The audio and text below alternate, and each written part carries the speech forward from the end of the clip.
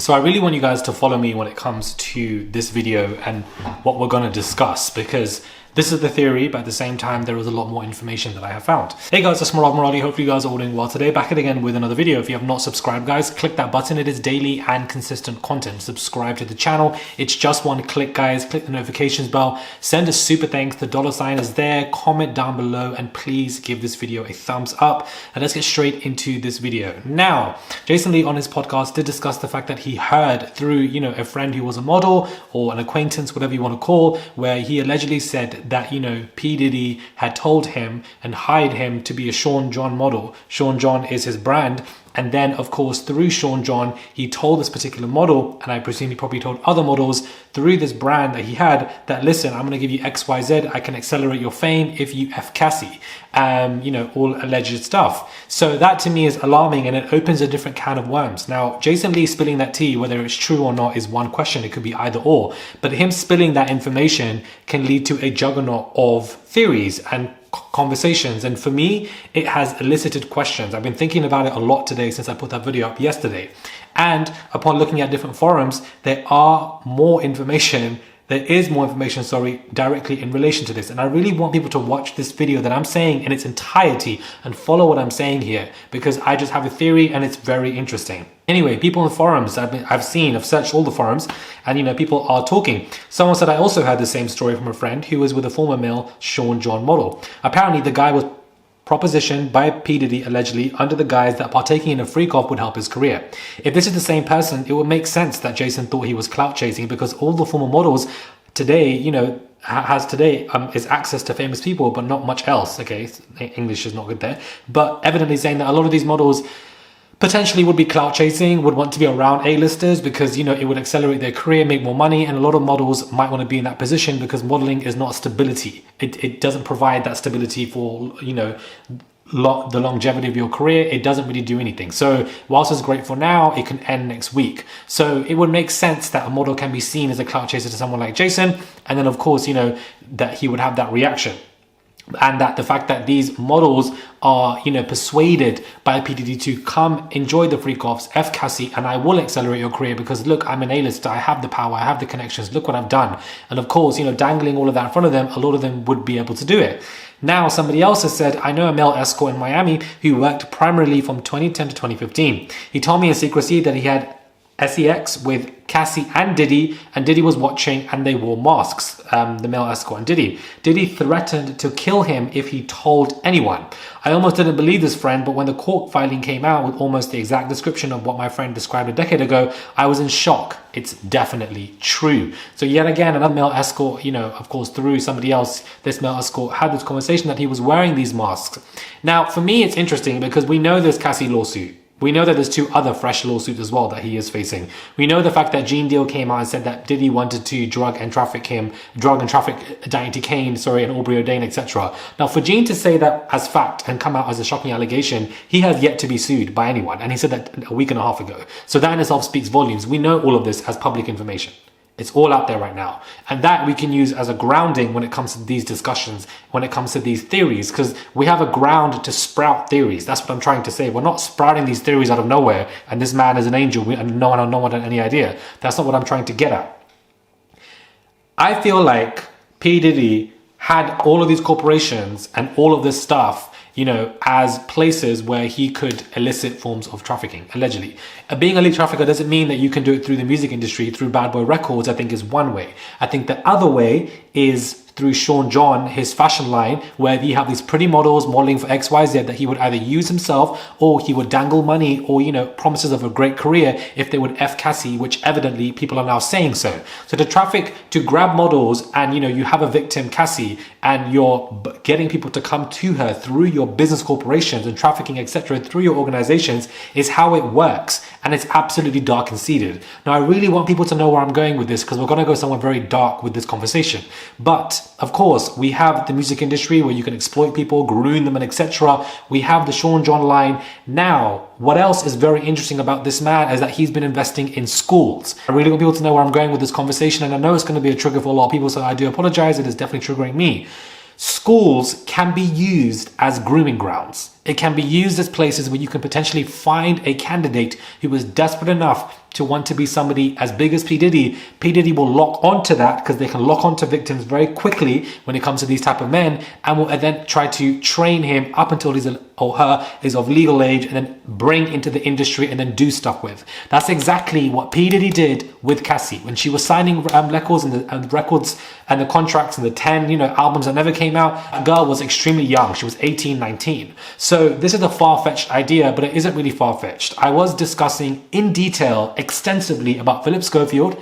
Now, for those Americans who are watching, you may not know who he is. This man was the biggest presenter in the UK. This year in June, he went through a significantly strong situation publicly where the allegations of grooming came out, where he ended up having an affair with a younger boy who was, I believe, 19, 20. Now, this boy, he knew when the boy was a minor, and therefore there are allegations of grooming. And the fact that there are pictures now which came out of this presenter and this boy at a school that Philip Schofield used to invest in continuously. And this is what P. Diddy has also been doing. Now, this to me is very interesting. And this is what I'm saying. We need to connect the dots when it comes to these groomers, when it comes to what they can do and what places they put their money in. And I think that there is a similarity between Philip Schofield and P. Diddy when it comes to these conversations. And I'm not saying that he would go to these schools and touch up people on left, right, center. He's not that stupid. He's not going to do stuff like that. He's gone away with this for such an extensive amount of time in his life. He's not that dumb to do stuff like that and, be like R. Kelly and end up in prison for X, Y, Z. I believe he would visit these schools and he would choose to put money into these schools because these kids can easily be groomed. Believe me, I know. I've been in that position and I'm trying to tell you guys where grooming can take place. I have been groomed in establishments. That's all I'm going to say right now. R-worded in establishments. All I'm going to say right now. And I said I will tell my story when I'm ready to tell my story. Right now, I'm just dropping little, droplets in these videos so you guys can understand that I'm bringing a deeper perspective to this P. Diddy stuff. That's why I'm so continuously intrigued by this case and I'm following it so much because not only is it triggering, but I feel like I'm passionate about speaking about young boys and girls who've been in these positions, because you're looking at one right now who was in those positions multiple times from a very long, teenage and younger age. So I can understand what Cassie has gone through and what that boy went through that Philip Schofield had groomed and ruined his life. And I'm trying to bring that perspective because I don't know what it is this year, child, but all of these men are being exposed as groomers, and it's just insane that I can now give back in some kind of way. So I'll be ready to tell my story in depth soon, and it'll be a very long video, and I want to really break everything down in a very clear way because I think clarity is important, especially if you guys are watching me daily. It is very important. But back to this story, I think he's using these corporations to traffic people. And we saw all allegations with Balenciaga, and this is just a theory, but I think it's very odd that he would be investing in schools. Wanting to give back for education, because this man is not a good man, and we now know that and we've known for a while allegations of killing Tupac, allegations of killing Biggie, allegations of killing Kim Porter, allegations of not even allegations, everything that's been allegations of the lawsuit with Cassie. This man is not a good man. The 2 lawsuits of him tossing and turning girls and throwing them between him and Aaron Hall, R-wording them. This man is not a good man. He has no business to be investing in schools. Yes, there's a thing as good PR for charitable purposes, but I think his motives were different. And I think that they were duplicitous, and I felt like he's using a school or these schools to, look at these people, look at these boys and girls, and grooming can happen very silently. You won't even know it. You won't even know you're being groomed.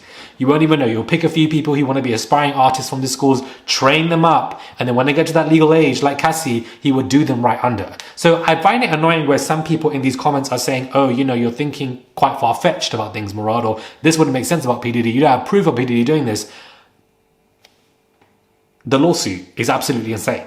So I'm not plucking these ideas out of nowhere. Like, we've seen what this man has done. We've seen what Cassie will settle for, regardless how much he wants to deny it. We've seen what Gene Deal has been screaming about. The network is all there with information that you can connect. So I just think that this is just interesting, and this is how groomers work. And I think that him trafficking people, not even trafficking people, sorry, him, getting people to a trafficking victim that he has through his corporation, Sean John model. Sean John is wild, guys. I don't think people understand how crazy that is, how deep that is, how dark that is, that he has a modeling agency and he's using these models and taking them to victims that he's trying to traffic. It's absolutely insane for someone to do that. I didn't even think of that. I thought it was just the music industry. So now when I'm this Sean John allegations of what he was doing, and now I'm looking at him in all of these schools that he's investing in. What did you think of doing there? Like, I don't know. So to me, this is just a theory, but I would not be surprised if he would want to not touch them up, but train them up, teach them, dangle things in front of their faces. That's what older men do when they have power and success. They dangle things for young boys and girls that they're like, I can do all this for you if you follow me, and I'll teach you what to do. And the young boys and girls are just like, yeah, you know what? I want to do X, Y, Z. I want to have the A-list life. And, you know, they might not even touch you, do anything to you. And then once you reach that legal age where, you know, the pedo allegations are no longer there, then things change. We've seen the videos with him and Bieber and how awkward they look. We've seen the videos of him and Usher where he said that me and Usher slept in bed, X, Y, Z. We have seen all of that. So I don't want people to act blind. My brother right here from day one, we used to wake up and, I mean, damn, pause, but like, just what I'm saying as if I'm speaking nonsensical stuff. It's just intriguing, and I've been thinking about it today, and I wanted to just put it into a video. Make of this information what you will. Also, the 2 new information bite sizes from the forum. Make of all of this what you will. I would really appreciate if you guys do subscribe. Click that button for daily and consistent content. It's just one click. Click the notifications bell, comment down below, give this video a thumbs up, send a super thanks if you guys wish to. A thumbs up on this video, guys. Click subscribe button. I know how these predators and groomers and these weird men work. It's like they pick up on things. You know, especially if you have already been R-worded, they would pick up on that and utilize that and use that in their favor. And men like this need to be expunged from society, because if we're not trying to save our children and our younger generation, especially the black men and the brown men that are watching this video right now, if you are black or a brown man and you are watching this video right now, we need to do better for our younger boys, our younger generation. Are they protected? Are they being touched up, left, right, and center? What can we do for our younger generations so they don't end up leading astray? Because we can't expect our women to save our men when the women are the ones who are even coming forward anyways in this PDD case. We need to help the younger generation.